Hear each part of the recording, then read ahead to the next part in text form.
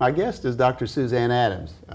Many of you will know her as the president of Brunswick Community College. Dr. Adams, thanks for being with us. Thank you for having me, Jim. We spoke a few years ago on this program, and we had a great time, and I'm sure we'll enjoy this one as well. We did. Yeah. Yes. Gosh, so many things to talk about. Let's talk about the Brunswick Interagency Program. I read an article in the local paper about it, so I learned a lot more, but I think our viewers would like to know even more. Sure. A little background first, perhaps. Yeah. Well, the Brunswick Interagency Program is a program for developmentally delayed adults. Right now we have ages 17 to 74. Wow. But now that program has been in existence since, 1985, one of the first programs funded by the General Assembly for the college.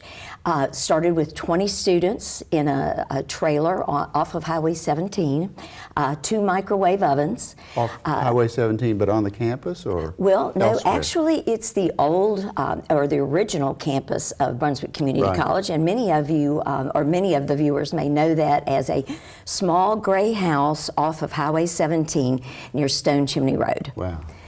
That was our first site. Later, in the later 80s, we were able to build a standalone building on the new campus at BCC, where most people think of Brunswick Community College. And today we have a classroom building, a cafeteria, a horticulture building, a craft shop, if you will, and what I call an outdoor learning classroom for our students as well. And again, we have about 130 developmentally delayed adults that attend that school. So we're very, very excited about that program. One of the mentions in the article was that it's 18,000 square feet. It is indeed. We need every inch of that, too. I bet. How does, if you know of a developmentally disabled individual, how does one attend? Well, we hope to have the word out. We hope that our local community does know that the Brunswick Interagency exists. Our mental health organizations do know about Sure, that's right. Brunswick Interagency. Students that are interested should apply, and they would come to that main office and see Lynn Cecil. She is the director Okay, of the good. BIP program. We're talking life skills. Sure. Let's talk about well, that. we're talking about a variety of skills. Okay. We have individuals that are in our program that really are basic life skills, and they have support services one-on-one. Mm-hmm. Then we have students that are in the classroom environment. We have 2 ahead. computer labs, of course, so they are learning all kinds of computer skills, vocational skills. They do career skill outreach. And they also are learning what we would call normal instruction, your reading, writing, and arithmetic as well. Sure. Then we have a group of students that really are supported in our workforce. We have, I believe, currently 37 students that we have in the local community and on the campus of BCC working. So each program is tailored to the unique needs of the student. That's right, and we annually assess the skills of the student. So as soon as that student is ready to go to the next level, Right. we offer that opportunity. That's great. Do you have space in your program? We do. We usually try to run about 140 to 150 students Okay, in good. that program. Good. So there is room.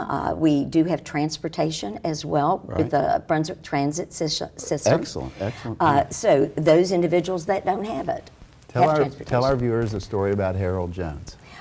Well, Mr. Jones is quite a character. He came to us in 1995. We did recognize that his skill level was very, very good. He went through several levels of our program, through several assessments, and eventually he was able to complete his GED. He was also in our workforce group with the Brunswick Interagency Program, and he landed at St. James. And the public, the community of St. James just opened their arms to Mr. Jones, Right. and his church did as well. So he had a church that drove him to work every morning, a community at St. James that helped him, And eventually, Mr. Jones ended up with a Habitat home, and now is Habitat a for permanent Humanity, Habitat for Humanity, and he is a permanent resident of his beloved Southport. That is a fantastic story. Yes. But let's also understand that there are a lot of other great stories out there whose names we might not know. Absolutely, and we do have other students that are able to complete their GEDs. We also have students that are actually our cafeteria, Finn's Grill at the Okay. college, is run by many of our Brunswick Interagency Program students. Mm-hmm. So we are fortunate to have those stories as well. I want to move to another subject, but not before mentioning that this is a unique program among the community colleges in North Carolina. It is, and that brings up the point that we are the only nationally accredited program of this kind in North Carolina, Good. and they have very, very strict criteria. I bet. We are reviewed annually to make sure that both the physical standards are meeting their recommendations as well as instructional standards. We have had a recent visit and it went very well, and so we are accredited once again. Okay. The Brunswick Interagency Program, I suspect a lot of our viewers do not know about it, but they do now. Well, I hope they do, and if they need to contact us, please call the college. It's just such a great part of BCC. Okay, I want to talk about another program that's much newer, and that is the Brunswick Guarantee. Oh, yes, It's- yes. I'm sure you're proud of that. Hopefully our audience is familiar with the Brunswick Guarantee, especially if individuals have a student that is completing a local high school, homeschool, or private school. Okay. This is an initiative that is 1 year old. It was begun this past fall by the generosity of our county commissioners. Our commissioners have funded college tuition, fees, and books. That means $750 per semester for books for students coming to BCC.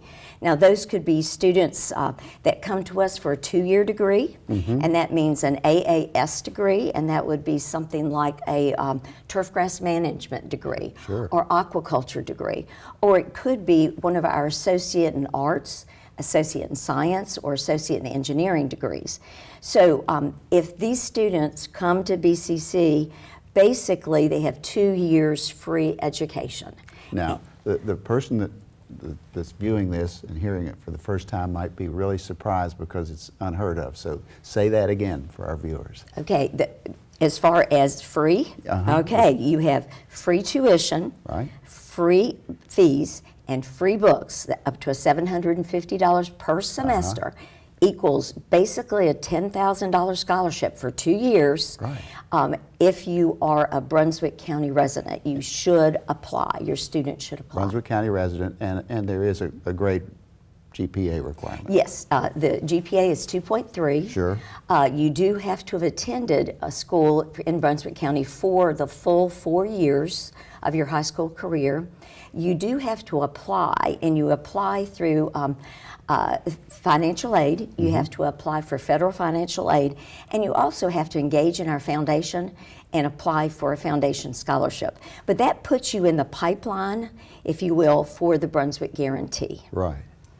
And even a student who did not enter BCC this year and let's say graduated a year ago is still eligible. So students who graduate from Brunswick County are eligible for 24 months after graduation, because we know students Sure. sometimes want to take that first year off after high school. Now, we said the Brunswick Interagency Program is unique, one of a kind, but this is one of a kind also. Absolutely. I do not know of any scholarship program. We do have ones that are last dollar tuition, but not ones that cover the books. Anywhere in North Carolina or the rest of the country? Absolutely. I have not heard of anyone anywhere in the nation. That's what I thought. Yes. Well. So we are very proud of the partnership that we have with the county commissioners, who really look to our community to increase the education level, to have the expectation of a student who graduates from high school here will have some college degree. and the fact that our county commissioners really want our college to grow. Right. And of course, Both. enrollment promotes growth for the college. And it affects the fabric of our county in the years and It decades does. to come. It does, It really does. absolutely. It is that we are looking towards the future. Yeah. Now, you're early on in that program. We are. In fact, we just reported to our county commissioners how it went. Okay. We had, for fall, we served 64 students. For spring, we served 56 students, and I will say all 56 of those were returning students. Fantastic. So educators would say our retention rate was wonderful with that program.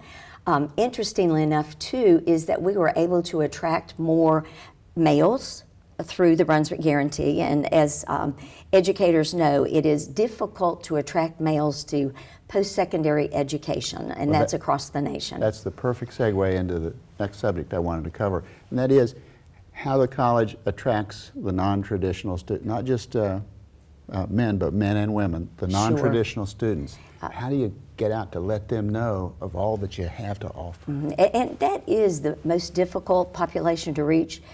Because that non-traditional student is most likely already employed, maybe married, have children, a lot of other responsibilities as well. So it's easy to connect with high schools or high schoolers, but when we're out in the community, it is very difficult. I think one of our greatest tools at BCC are our advisory committees.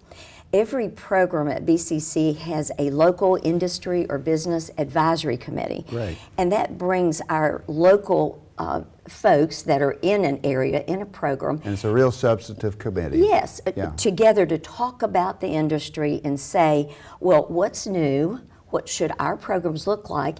And also, how can we reach the students that may be already, or possible students that are already in the industry, but need to advance in the industry?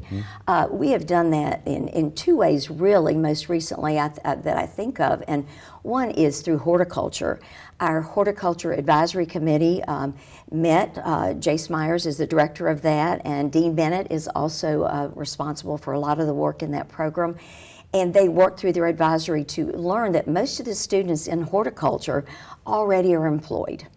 And Okay. what we needed to do was put the program online.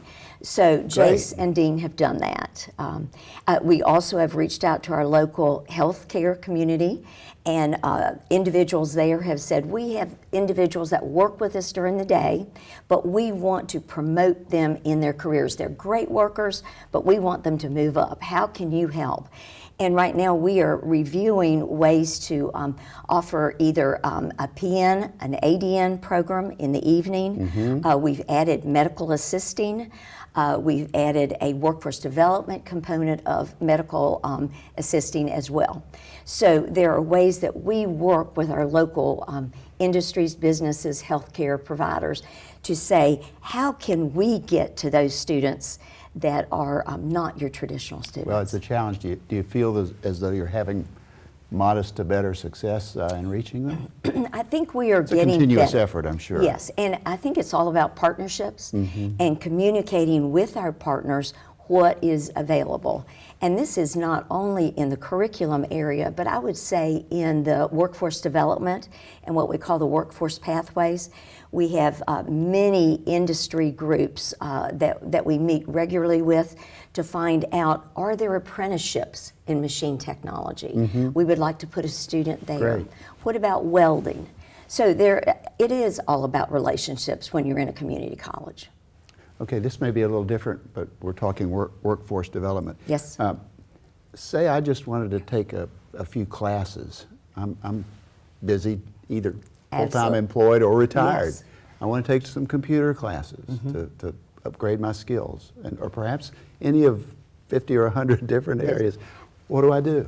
Well, we have a lot for that population as well, and it really runs the gambit. We usually publish 3 times a year. I get choices. those. I think, do I get them in the mail? You do. I do. You get them in the mail, Right. and we have it all online. You just need to click on choices. So our viewers can go online? Yes, sir. Okay. Yes, and what's great about our workforce development classes is they begin at different times during the semester. It's not a registration day and then Right. an end It to may a be a 16-week. month-long course for 4 It nights can. or whatever. And we still have programs for the spring that have not enrolled yet. Okay.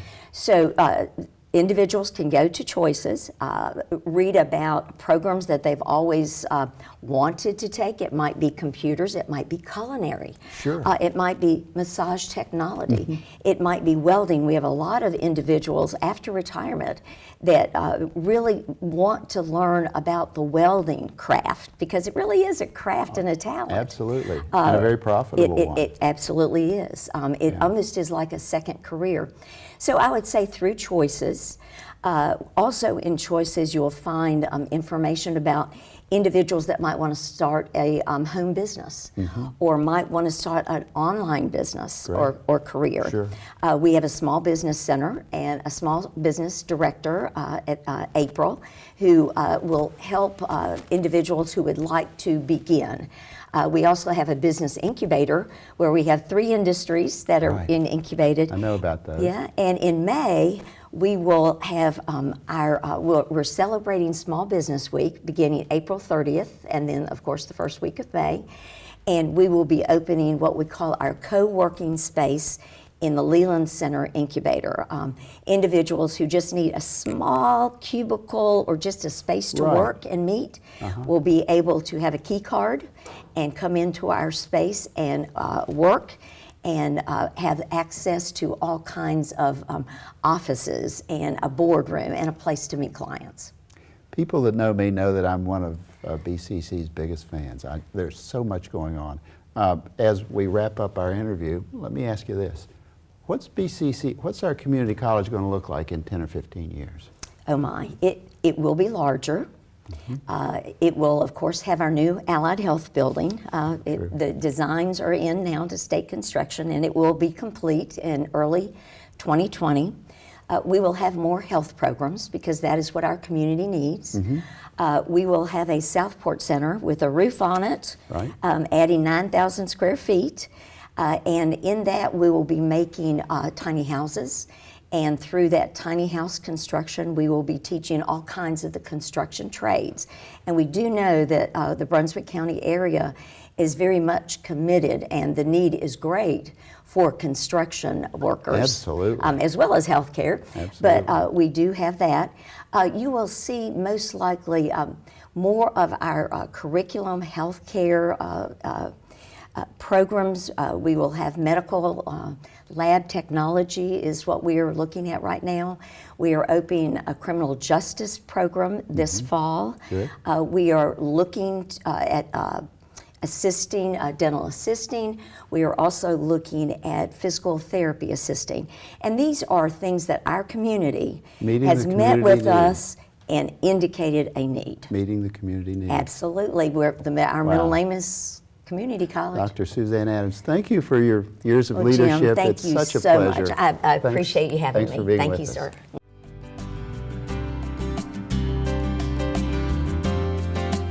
I had noticed Lincoln Elementary School had a whole bunch of garden beds that were elevated, or not elevated, they were raised garden beds off the ground. One of their teachers had done a lot of work, and a lot of students, a lot of regular education students were out there working in these gardens during the morning, during the afternoon, and I just had the idea that none of our children in our special education department had access to that because they're so low to the ground. Some of our children with motor impairments that need wheelchairs couldn't access them either, reach them. So I started researching elevated beds for them to be able to do the same thing that their typically developing peers were doing. Right now there's 9 schools. One school got 2 beds, and then the other 8 schools got each 1 bed. Hopefully in a couple years every school's going to have a bed and multiple beds. First of all, they're learning a ton of things. In the beginning it was just following directions, building these beds. In the Accessible Agricultural program, they're going to be learning basic parts. In middle school it's different with Common Core standards. They're going to be learning basic parts of a plant, photosynthesis, and in high school, of course, it would be a little bit more advanced than that, but it's all about agriculture. So everything from following directions, planting, digging, using their hands, motor activities, what a plant needs to survive. It's so heartwarming. I want to cry every time I think about it. I do. I'm sorry.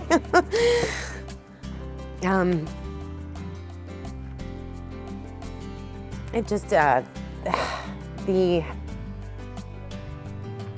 generous AT&C has been. I've gotten grants from them in the past, a grant, but nothing like this. And just their support has, we wouldn't have been able to do it without them.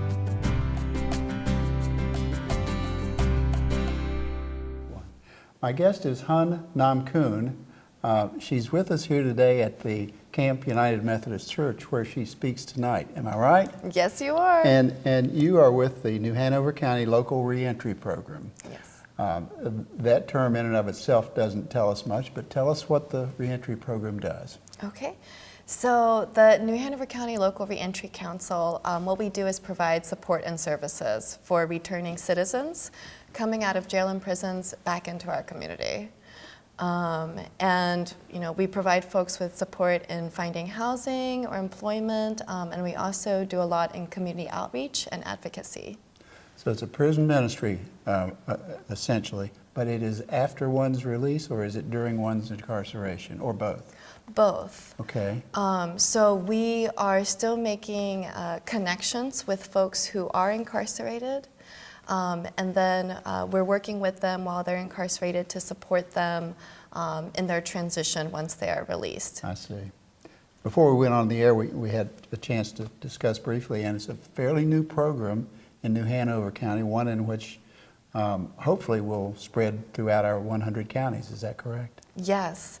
So in 2011, there was the Justice Reinvestment Act, which allowed the state to shut down prisons and reinvest that money back into the community. And what the state has been wanting to do, and their vision is to have a local reentry council in all 100 counties to support returning citizens in their transition. Okay. On a day-to-day or weekly basis, what's your week like? Wow. So, it can be anything from helping folks build a resume, giving them connections on employers that they could call up. Post-employment's critical. Yes, employment's very critical to keeping people out of prison and jails. Right. Or perhaps it can be trying to help someone find a temporary place to live, or taking someone to Walmart to buy shoes and socks and underwear because all they had when they were released was the clothes that they were wearing. So that's a typical work week. Sure. And we should keep in mind that when one is released from incarceration or incarcerated, one's family and children are immediately affected as well. Absolutely. I think that one of the biggest issues in our society is that we're not remembering the pains that people's families and children are experiencing when they're being incarcerated. People are being separated from their families. Children, 1 in 23 children have a parent who is incarcerated. I'm sorry, 1 in 23? Yes, 1 in 23. Wow. So, you could think of that as one child in every classroom. So what is that doing to our community? What is that doing to the future of those children?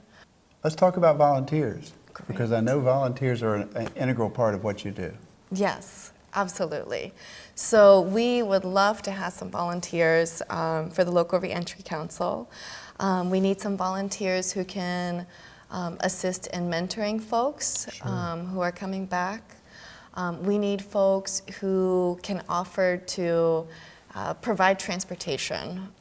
Transportation is a huge barrier for folks. Sounds so simple, but it's so critical. Absolutely. Right. Another area that we could use volunteers in is the Local Reentry Council has some social enterprises, which is providing employment opportunities for people who do have a background. And we need some volunteers who have that business experience. Business partners. Right. Business partners, folks who could help us write a business plan and trying to get some of those ventures off the ground.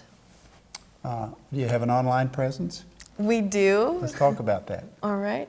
So we do have a Facebook page, and we do have a website. It is based off of, if you Google Link Incorporated, that is sort of the nonprofit under which the local Reentry Council falls. That's LINC, am Yes. I right? Yes. Okay. Within the few moments that we have, Hun, is there anything else that you'd like to add? Yes. Something that I would like for folks to know is that there are so many barriers and challenges facing returning citizens when they are trying to transition back to our society. They have done the time and they have paid the price for their crime, and yet when they are returning back into our community, they're faced with so many barriers and challenges that prevent them from finding employment. Stigmas that prevent them from finding housing. There are over 1,000 state laws and regulations that affect people's abilities to get licenses, professional certifications, even things related to fishing licenses, all sorts of barriers that are facing folks. And so what I would like for our society to do is really ask ourselves, have we forgiven people who have already paid the price for the crime that they have committed? And what can we do to support people in their transition? Because when the right thing is difficult to do, the wrong thing is what will be easy. And that is why we have so many people going back to prison and jails, because we as a society are not making it easy for them to reintegrate. And for us, forgiveness is an underlying issue. Absolutely. And thank you for being with us. We really appreciate it. Thank and you. I know our viewers will enjoy Thank this you. segment. Thank you.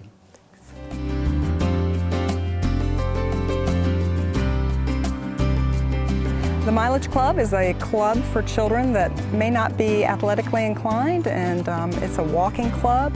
The children use a lanyard to measure their miles, and each time they make a lap on the track, they scan it into a tablet, and it calculates their laps and their miles.